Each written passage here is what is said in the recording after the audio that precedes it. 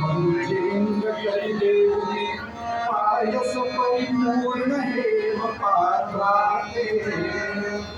तो सोन्याचा पायस असलेला घडा त्याने दशरथाच्या हातात दिला आणि म्हटलं की तुझ्या तिन्ही राण्यांना हे वाटून दे आणि त्यातूनच तुला दैदिप्यमान असे पुत्र जन्माला येतील. दशरथ राजाने त्याप्रमाणे कौसल्या, सुमित्रा आणि कैकेयी या आपल्या राण्यांना ते पायस होतं ते समान वाटून दिलेलं आहे.